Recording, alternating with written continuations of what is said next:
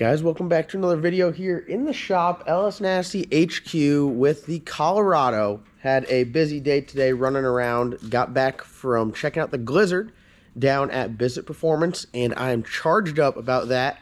Also charged up about the Colorado because Junior obviously took over this build after it had an unsuccessful run at the previous chassis shop, and Junior got me ready for the next stage. And now it's in my hands and the crew here at LS Nasty to get it together, go back over to Junior's for kind of final fab and fit up of just a few little things, and then it'd be ready to pull it all apart one last time, paint it, plumb it, wire it, race it.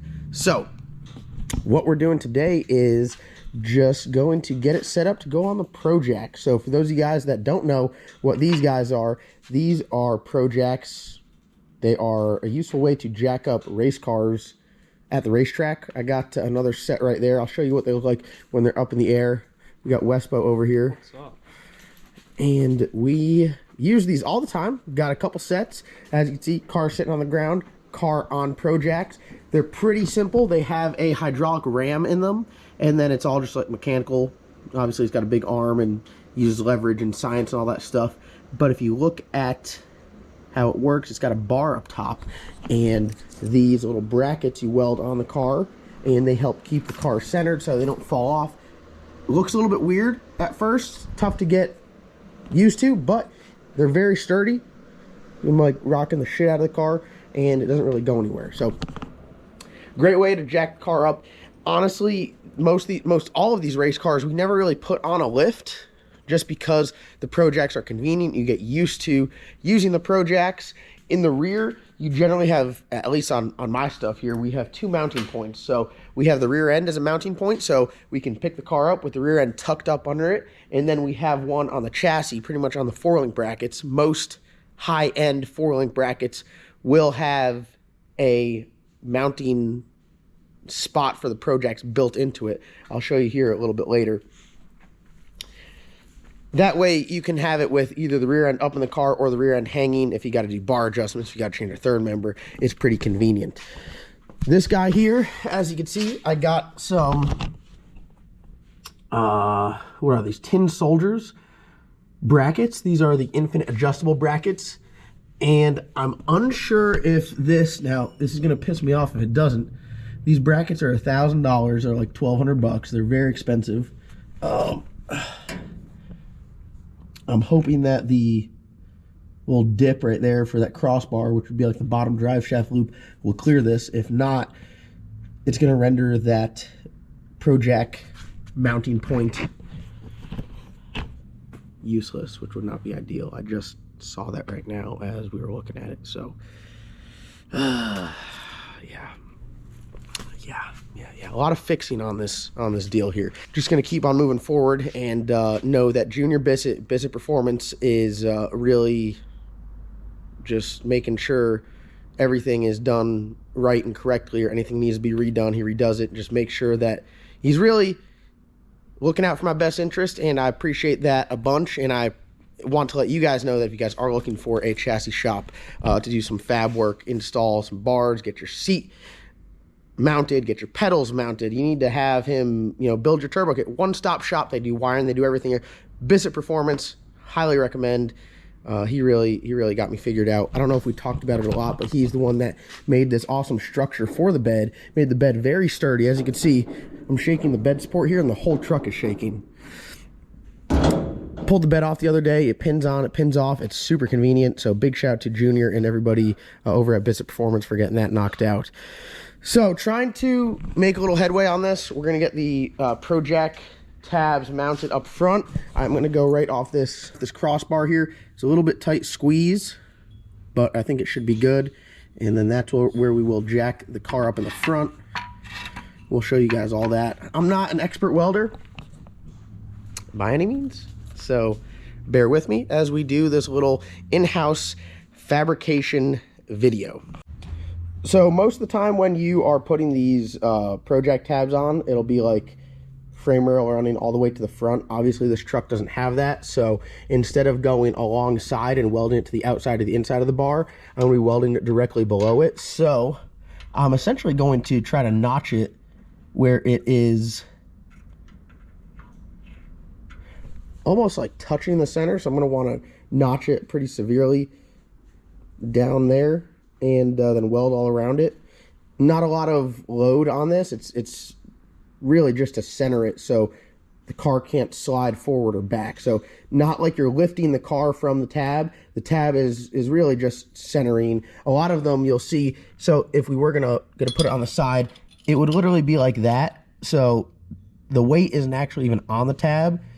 It's just centering it. So if you guys understand what I'm talking about. Some really low vehicles, you'll see a lot of pro mods. They have these race ramps where they roll up on, kind of stop, give you some front end clearance so you can get the project underneath there. Definitely going to be utilizing those with this build.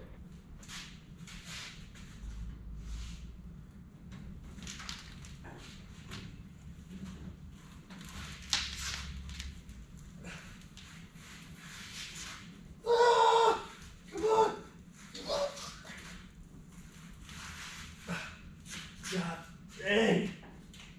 Whew. Whew. Bitch heavy. Alright guys, here we are.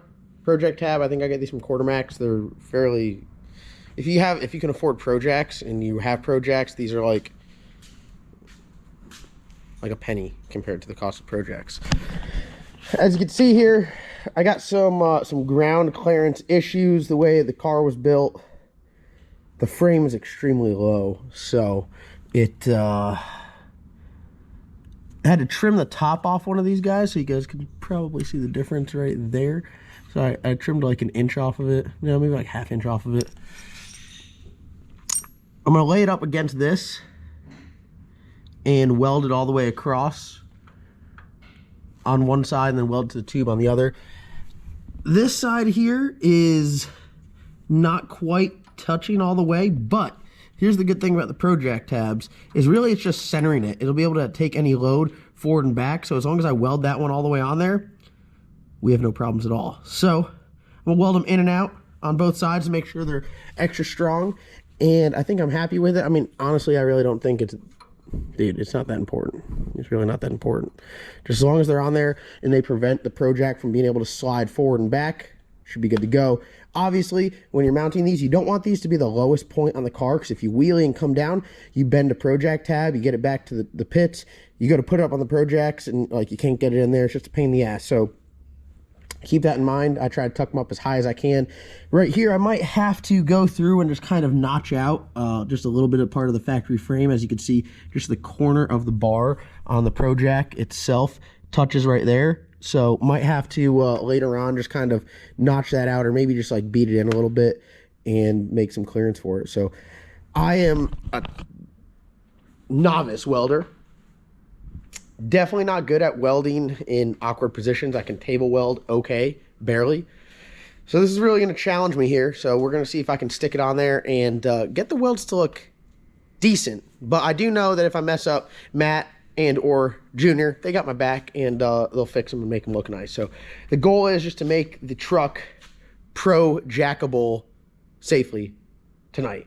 Ideally, I'd like to get it off to the side and then get up on projects. It's a whole lot easier to work on, especially putting a motor in there, working on it, doing fabrication instead of bending over to work on everything. It's kind of like chest level for me. I'm like 5'8", so as you can see, you know, take the wheels off and it's a pretty good height to work on stuff. So let's hope we get it on there and get it on there straight. I think it looks pretty good from here, so I'm down with it. Looks good. I don't really, like I said, this will not hinder any performance of the vehicle. Just if I do a shitty job, it'll just be tough to get it up in the air every time. Oh well. Fabricator John has entered the video, so welcome. We are about to do this. Like I said, I am not good at welding. You want to film this? I can. Just don't. All right, we'll keep it real here, guys. When I start messing up, we'll just keep filming. What are your expectations here? I'm just gonna start yelling at you, putting you under more pressure Right, while you're yelling. You take this while I'm yelling. While you're yelling. I'm yelling. Is that a combo between welding and yelling? All right. Yeah, because you're gonna scream when you mess up. This is not gonna end well. All right, go ahead, roll into it. Oh, you got it set up on pulse. Wow. That's why we can't have nice things. You were doing great, dude. It was just about to start, too. I've been practicing. All right, roll into it. Are you wide open yet? Yes, I'm wide open. All right. Is it not enough? Bro, look at that. Wow. Big fabricator. Solid. Just think about that. We're that hype over one tack. I mean, big fab guys. You only need like 3 more tacks, and then it'll hold. I didn't even dip the tungsten in there, dude. All right. Let me put this on like jack stands, kind of, and then I'll weld that side out, and I'll weld the other side out. Do you want to tack the other side on while You think I should? I think you should, because if you don't, it might be hard to get it in the same exact spot. Well, you gotta let the jack down, and I gotta slide it over that way. So, all right, go ahead.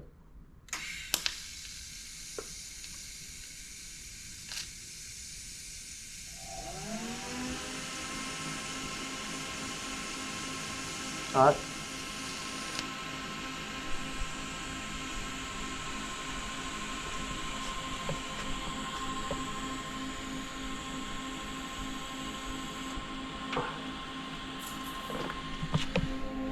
Can you believe I stuck 2 of them on there? You welded the tab to the project. No, I'm kidding. Stop, bro. Could you imagine? You had me looking, because you hit me with that, like, you hit me with the first little laugh, like, God, I can't believe this guy. That would be the worst thing.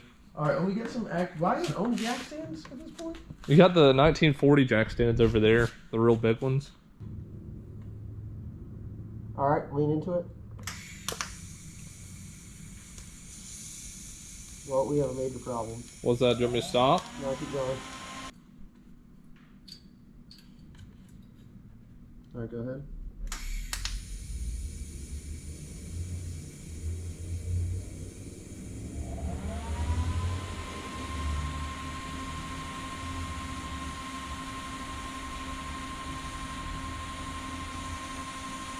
All right.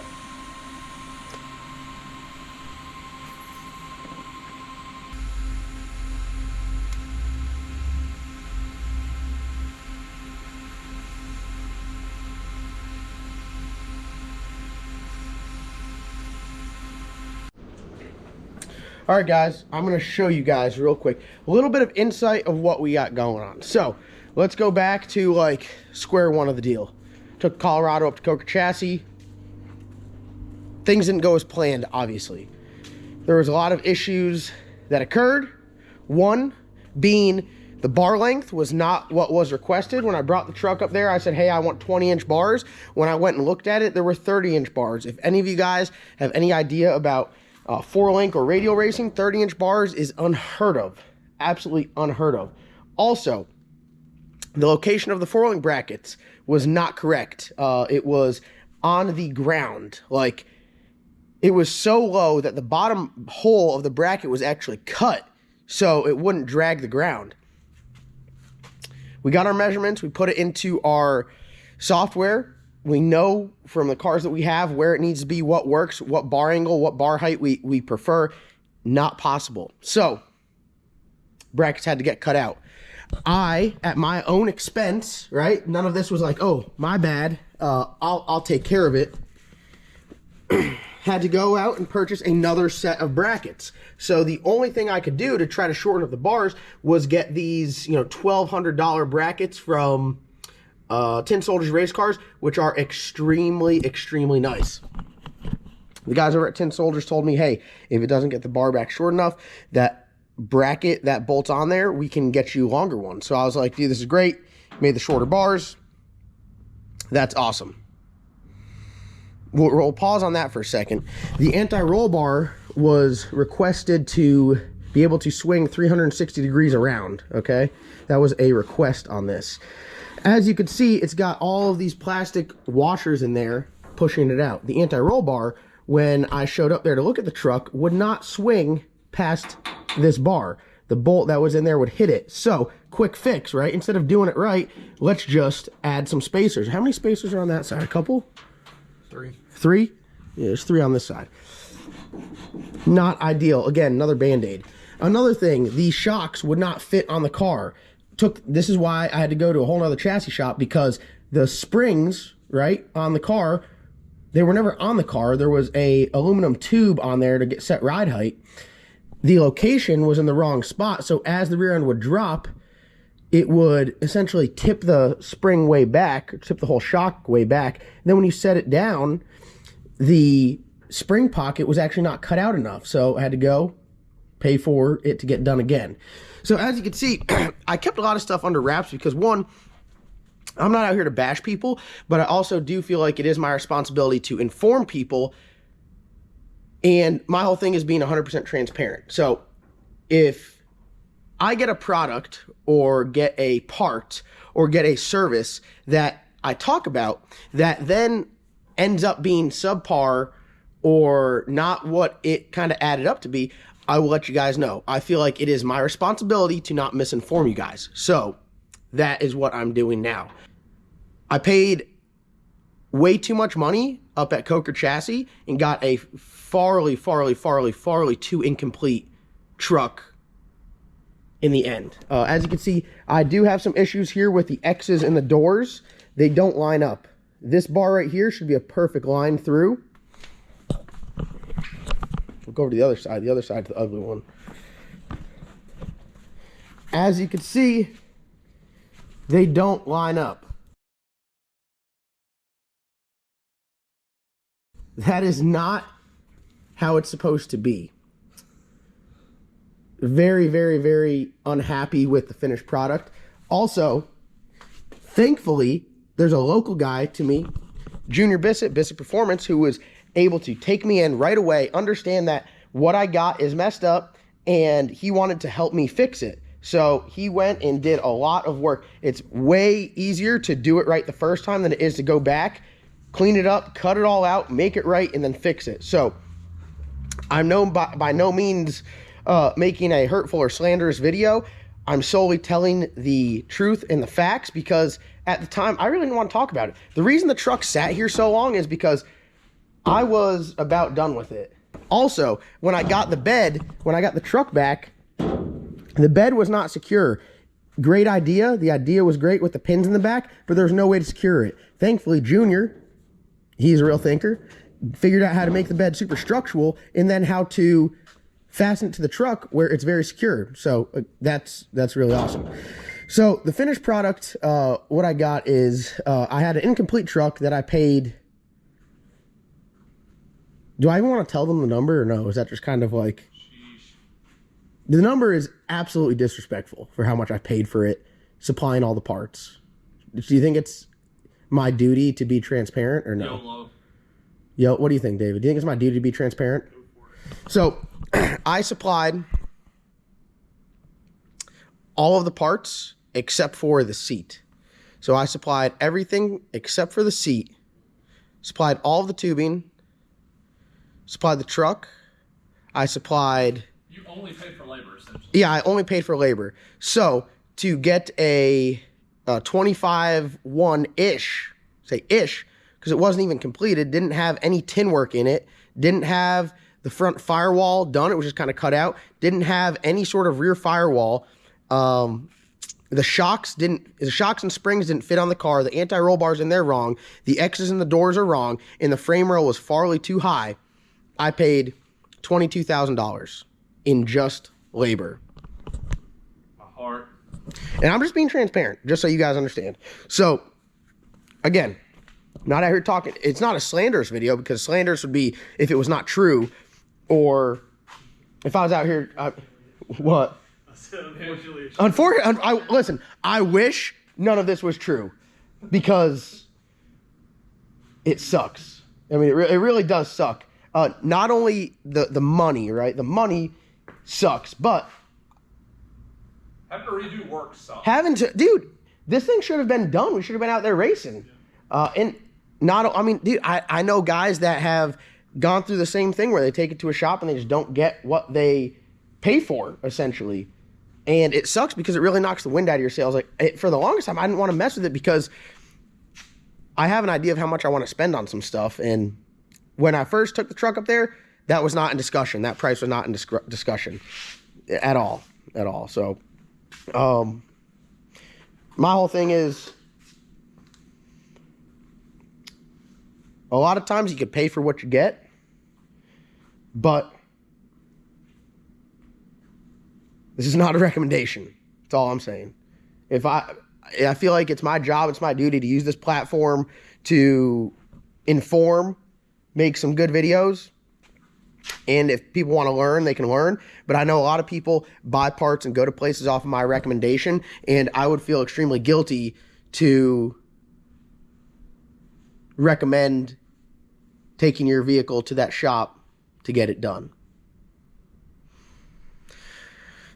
Unfortunately, everyone's in control of their own fate, so I don't feel bad saying any of this because I didn't do any of the work. I know the work that I do in my profession, I make sure to do at the highest level possible, and I don't do it unless it's done right. And I think that's why LS Nasty and JDR and some of these other companies that have been successful. So I take it as a lesson. I was 0-2 in chassis shops. I'm extremely thankful for Bissett Performance and Junior Bissett and all the guys out there. They do an absolutely amazing job. You guys have talked with Junior. He really put a lot of time and effort, and it's something that I know that he wasn't super excited to go back behind someone else's work and fix because he does not want to get caught in the middle of it. But he also understands that I'm just trying to get this thing done and get it done right and be able to go out there and race it. So that brings me to the last point. The second time the 4-link brackets got installed in this car up at Coker Chassis, which I paid $1,000 for. I paid the labor to reinstall them after they were installed incorrectly. They have ProJack tabs, which is what brings this all back in, why it makes this a valid talking point in this video. So the bottom of them have ProJack tabs. Again, we're playing checkers here, not playing chess. You guys have heard us talk about that before. As you can see, the ProJack tab is not usable because the crossbar is in the way. Just absolutely, completely not paying attention at my expense. So now I have to put new tabs on my $1,000 4-link brackets because it was not done correctly. So, unfortunately, it's the way the cookie crumbles. This is the end of my TED Talk. In case you guys were wondering why I didn't really spearhead the Colorado build, this is why. It sucks. It sucks having to go back and redo work that you've already paid for, or pay someone else to do work that you've already paid for, because you're paying someone to do it right. You're not paying someone just to slap it together. If I wanted to slap it together and have it look like shit, I'd have done it myself, because I don't know what I'm doing. But when you pay a professional to do it and you get a subpar product, it sucks. And I think that it is not right. And if you guys can learn from my lesson, learn from my lesson. I can only speak on the facts and what happened to me, and that's what happened to me. So we got the ProJack tabs on the front. We're going to get the motor set in there. We are going to get the turbo kit built. We're going to take it back to Bissett Performance. He is going to install a new anti-roll bar. He is going to install a tube front end, do a fuel tank, install a Rock Solid Motorsports burn down tank in the back, install battery mounts, hang the front end, hang the doors, put the optic armor in there, and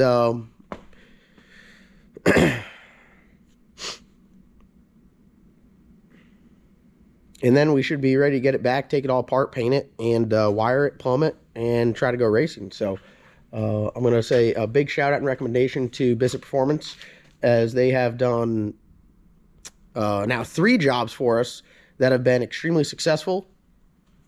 Completely blown away with what we expected here. The firewall and slick rick, which you guys saw, turned out absolutely great. Did some firewall on this.